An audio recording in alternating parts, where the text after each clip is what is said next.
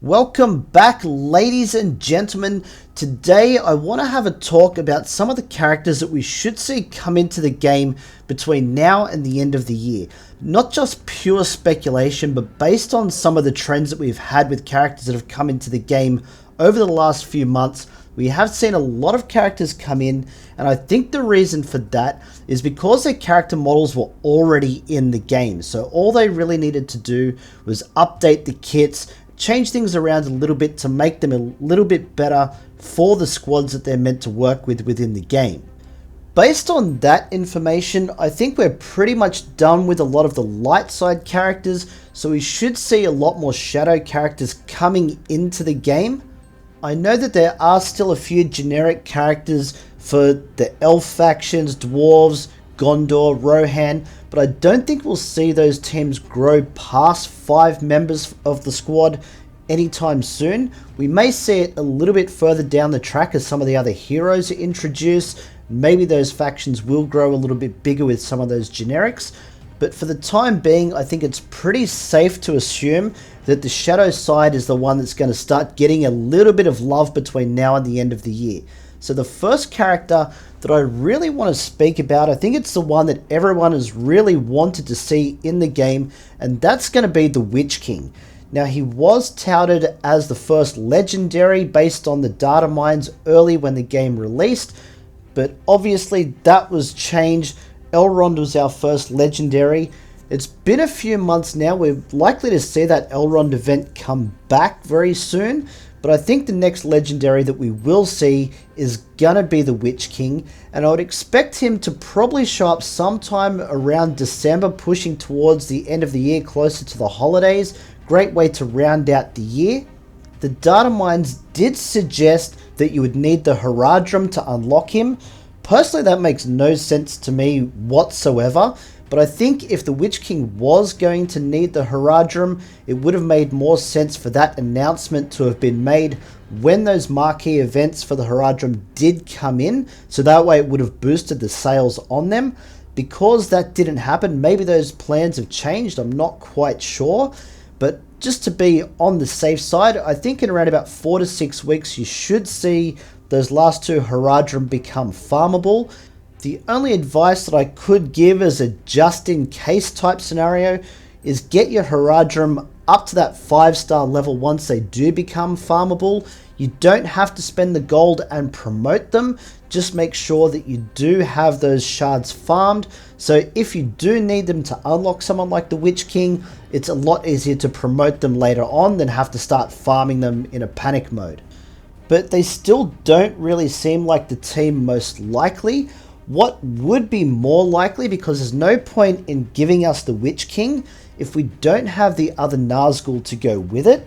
So obviously you've got the Ravenous Gloom, you've got the Black Beast, the Southern Shadow, and also the Blade of the East. All of those models are in the game, and that would round out the perfect Nazgul team to put together.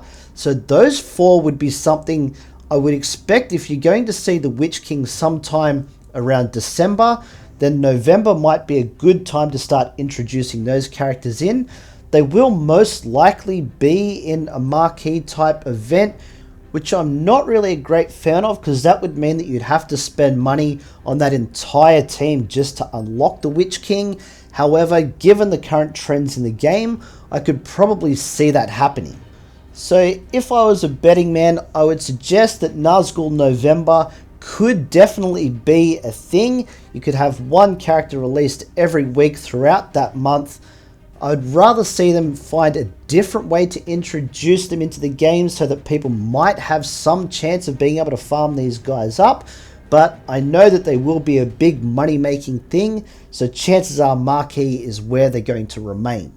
The next team that I want to talk about, we have seen a real trend in completing those teams throughout the last couple of months, where you've got elves, you've got dwarves, Gondor. All of these teams have now been completed, even the Haradrim. The one team that is still sitting on only 3 characters is the Dunland team. Now, we know that there are quite a lot of generic characters for the Dunlandings throughout some of the story modes, the challenges, all those kinds of things. We've seen them in the game, so the character models are there. They only need to pick 2. Another good damage dealer and a healer would probably round out that team quite nicely. Because if you have actually had a look at that team, the 3 characters that we have are quite good. They just don't quite make up that cohesive squad. I know they do have a little bit of synergy with Isengard, but you're probably not going to use them with that team very much. You want them in a team of their own. And if you can make them at least viable for at least 1 or 2 chapters within the raid, at least they're going to be something that someone could put together and have as a team. The one thing that I don't want to see with these guys is for them to be put in marquee events and locked behind that paywall, because we saw what happened with the Haradrim. When you're introducing generic characters into the game, it's very difficult for people to really want to get into them. If they do introduce them, they should just put them straight into one of the nodes, so anyone that does want to farm these guys has more characters that they can go about farming, get them up to whatever level they want to do. If they do want to build that team, it can be completely free to play all the way up to 7 stars from release, and that way they can build those teams for the raids and get those few extra points. I wouldn't expect them to be game breaking or anything like that, but down the track it's something that they could always come back to and say that you need Dunland to be able to unlock someone kind of like Saruman or Wormtongue, someone along those lines, just to give you a reason to come back to that team at some stage and put a few resources into them. But you just got to make them that little bit viable in the game, just to give people a reason to go and farm them up. Now, another character that I really think would be great to see put into this game, that's Grishnak. Now, that's this guy that you would have probably remembered from the 2 Towers. He chased Merry and Pippin into Fangorn Forest trying to eat them. Now, his model is already in the game. You do see him in a few of the story chapters. And the reason that I think he'd be great for the game is he is part of the Mordor faction. Currently in the game, a lot of players haven't really invested very heavily into Mordor. They're just short that really good healer. They do have some really good damage output, but their survivability just isn't quite there. If they can bring some sort of mechanic into the game with this guy, where maybe his health levels out with everybody else, you could make him quite tanky, maybe even have some kind of swarm attack with the other orcs, which means that you could probably replace Gaza in that team. Since Gaza is often subbed into every other team in the game, you could put him in there to make the Mordor team more viable without the troll present. I just think that it's a really good thing for the game as far as variety is concerned. If we can just add that one more character to Mordor, I think it would really make them just that little bit more appealing for players to go back and start farming up those characters and really finding a solid use for them within the game.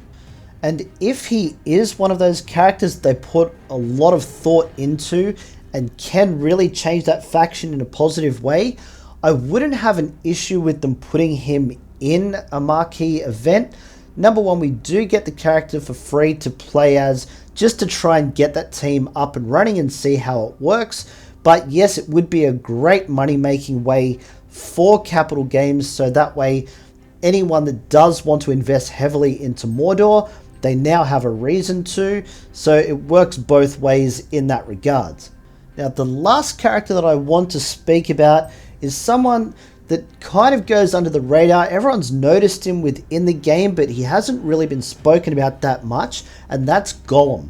Now, the reason why no one's really spoken about him that much is because I guess he doesn't really have a faction that he falls under. I think he will come under Shadow, and I know there's probably a lot of people that will start trying to debate whether he's light, shadow, somewhere in between. For the game purposes and the corruption of the ring, I think putting him under Shadow makes the most sense. So anything within his kit would have to have synergy with Shadow. I think if you open it up to everybody, it probably makes him a little bit overpowered, and you don't really want that from someone like Gollum. I don't think he is that type of character that should have that major effect on everybody, but could definitely boost some of those shadow teams if you sub him in as like a plug and play type character. As far as obtaining him, I think they could do something in a really unique way for this. Now, I'm not sure if anyone is aware, once you have finished collecting all the shards for Strider up until 7 stars, you no longer receive him from your daily objectives. This would be a great opportunity to sub in a brand new character that you can only get through this means. So once you've completed Strider, that gets swapped out for Gollum, and then it's rewarding the players that do log in every day and they do go through those daily objectives and contribute to the game. That means he will still be free to play, but you just have to be one of those players that actually does those daily objectives. And when you're working with a guild and they're wanting you to get those keys there so they can do their raids a lot faster, this is definitely one way to motivate people to get those objectives done so you can collect those extra shards.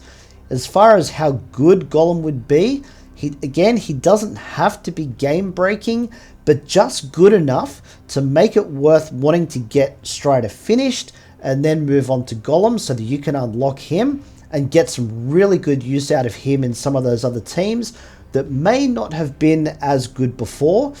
And it could also lead to a whole heap of different combinations that players are able to put together to make some teams that no one even thought of that would have been viable in the past. But let me know in the comments below what you guys think of this list. Do you think we could see these characters all introduced by the end of the year? Is there anyone that I've actually overlooked, perhaps that we could have added to this list? All feedback is welcome, but that's it for this one, guys. Don't forget, like and sub, you know the deal. We got plenty more Heroes of Middle-earth coming your way. Don't miss out, and we'll catch you in the next one.